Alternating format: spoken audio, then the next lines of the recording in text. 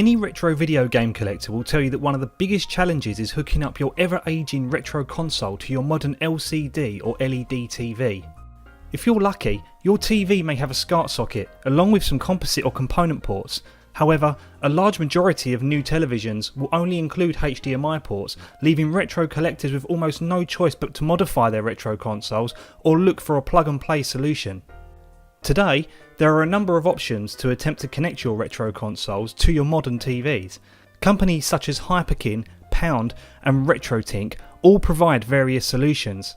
Hi, I'm Liam from Gaming Master Race, and in this video I'm going to be reviewing the level hike HDMI converter cable for PlayStation 1 and 2.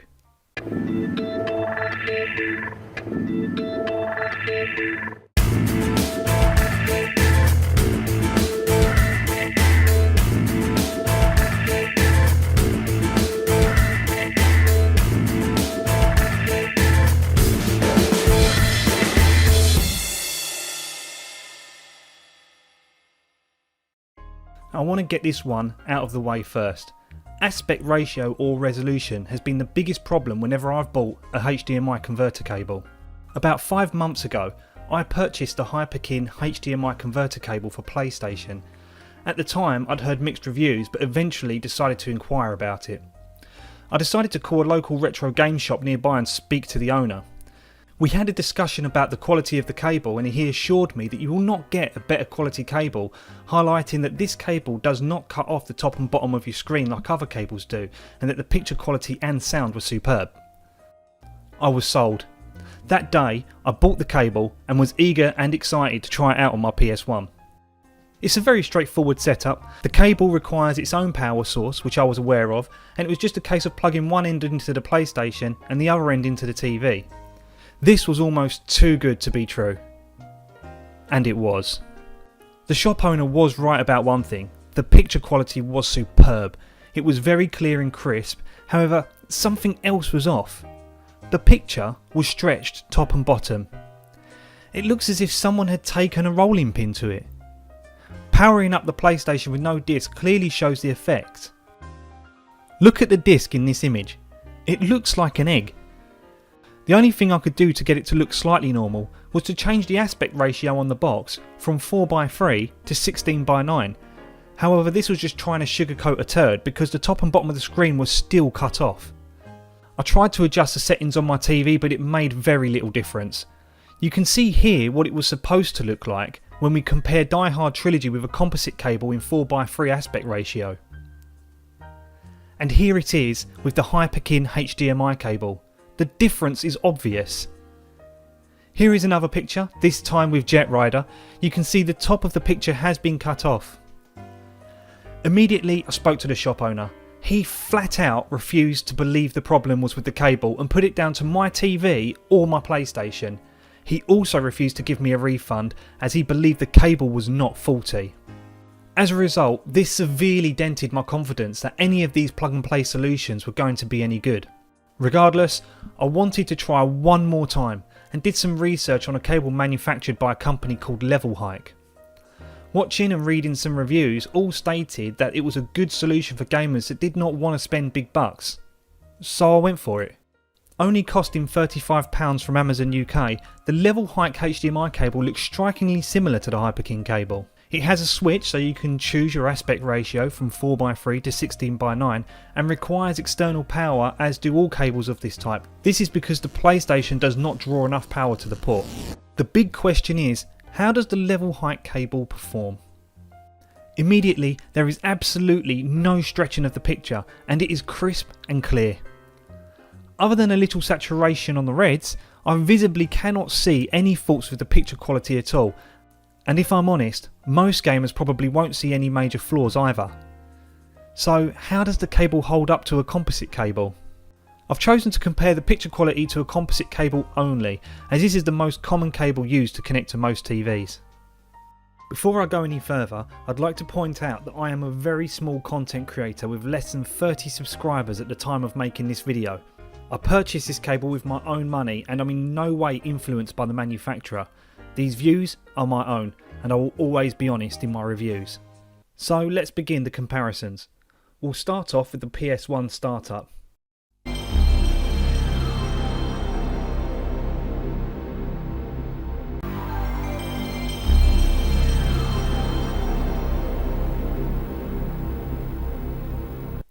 As you can see with the composite cable, there is a rough, slightly blurry picture, almost distorted. But this is to be expected. You can also make out jaggy edges quite clearly, even with the registered trademark logo being tough to make out. Now let's compare that to the level height HDMI cable.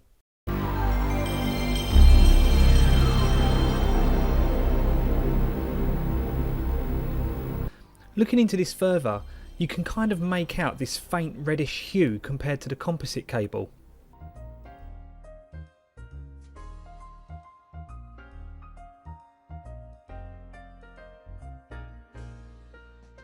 What is really weird is that compared to another game captured with the same cable, there is no red hue at all. I can't work this one out, and can't put it down to the colour palette of the game, as it should not affect the PlayStation Startup screen. You will also notice that the level height HDMI cable blows up the picture slightly, making it bigger but still fitting the screen. We'll now move on to the PlayStation logo.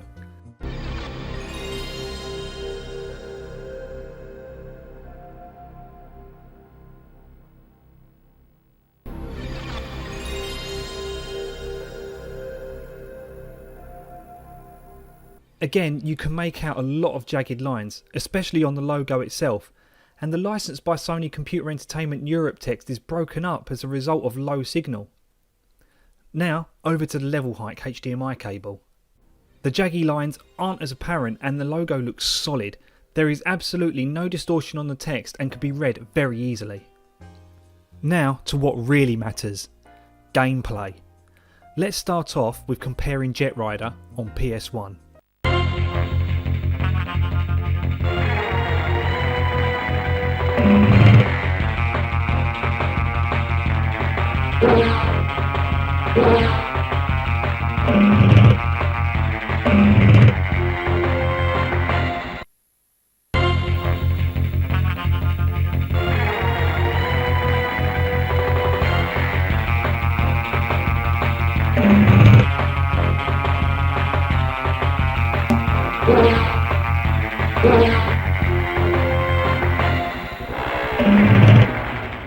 Starting with the composite cable, you can see here that there is a lot of distortion to the picture when compared to the level height HDMI cable.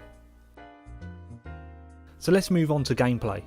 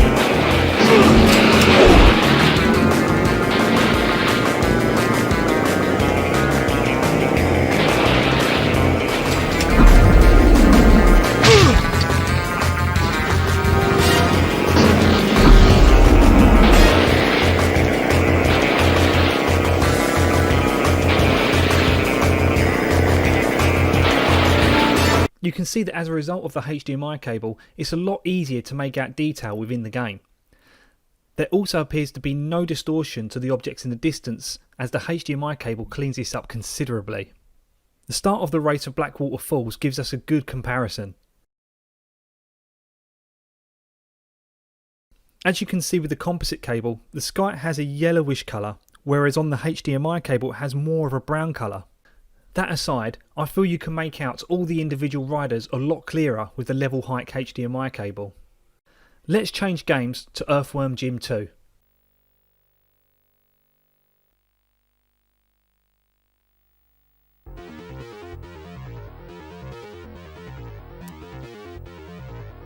Whoa! Killer! Whoa! Tender. Groovy!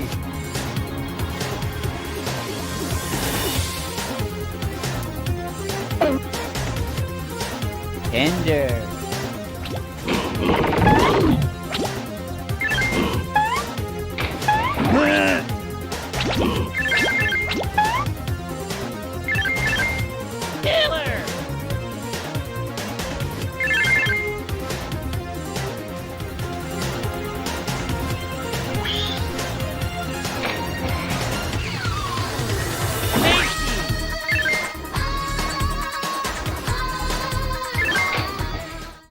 As to be expected with the composite cable, there are a lot of areas where you can see noise and distortion.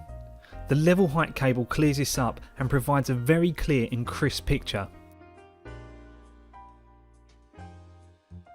As for the red hue, it is not noticeable here at all, if it's even present. I will say that it does look as if there is some sort of smoothing going on with the level height cable, as you can see from these two comparisons. Let's move on to another game, this time Parappa the Rapper.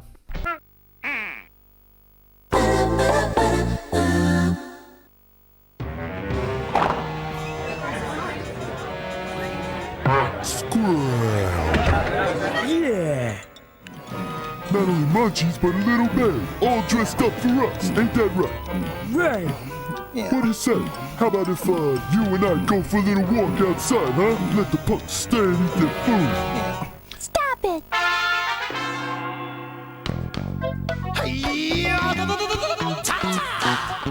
Kick, punch, it's all in the mind. If you wanna test me, I'm sure you'll find the things I'll teach ya. Sure to beat ya. Nevertheless, you'll get a lesson from teacher. Now kick, punch, jump, block. Once more now, kick, punch, jump, and block. As you can see again from the two videos, the level height HDMI cable cleans up the picture very well, which I find provides a much more pleasing experience when it comes to retro gaming on a modern TV. Finally on PS1, let's compare Metal Gear Solid.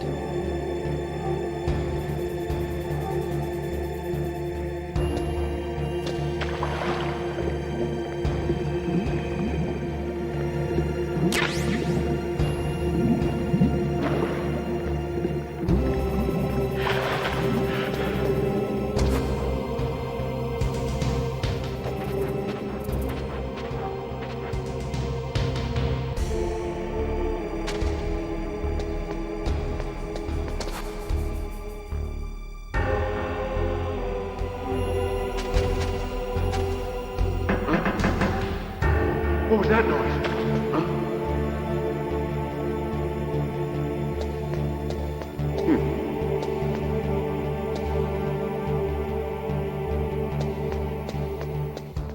For this side by side, I tried to capture the same shot as best I could. It looks as if the level height HDMI cable provides a bit more brightness over the composite cable, but what do you think? And let's move on to the PlayStation 2.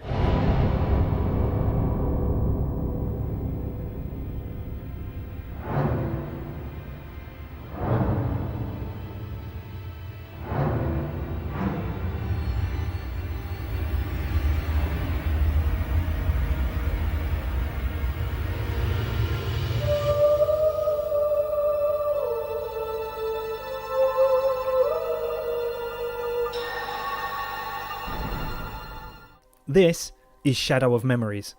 With a component cable, the game would barely run on my TV at all. The intro would play, however when getting to the gameplay elements the screen would just go blank and display no signal. This is not the case with the composite cable and thankfully the level height HDMI cable.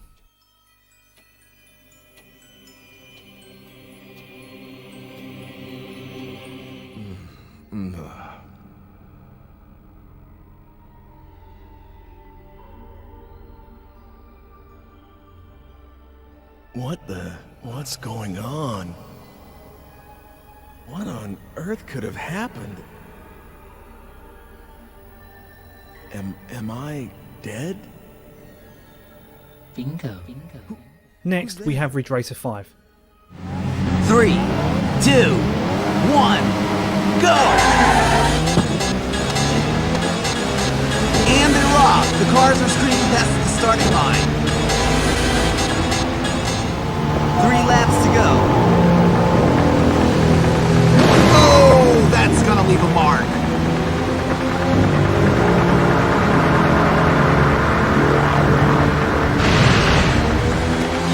That's a crazy mark.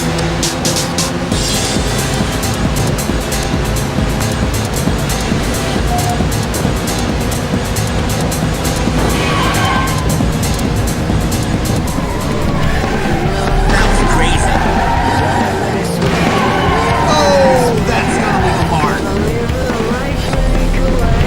got the perfect weather conditions for a Grand Prix today. On this capture here, the majority of the text is very difficult to read. However, compare that to the level hike HDMI cable and the results are a lot more visually pleasing. Finally, we have Dead or Alive 2.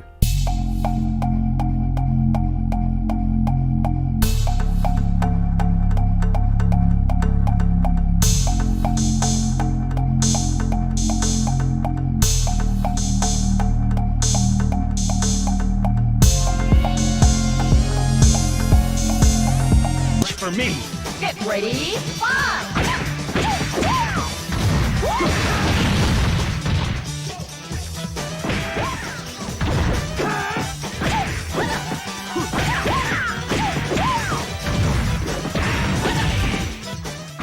There is only so much I can say before I start to sound like a broken record, but personally I believe the level hike HDMI cable results speak for themselves. Overall, I think it's obvious that my opinions of the level hike HDMI cable are very good. Is it perfect? No. But for £35, it's probably the best plug and play solution you're going to find on the market, and it's a cable I would highly recommend, especially over that piss poor excuse for a cable made by Hyperkin. Level Hike has done an amazing job at bringing an affordable high definition solution to your retro consoles, and I'm looking forward to taking a look at what other products they have for other systems. I hope that you found this video useful. Feel free to leave a comment below or even recommend other plug and play solutions for me to try out. Until my next video, thank you for watching.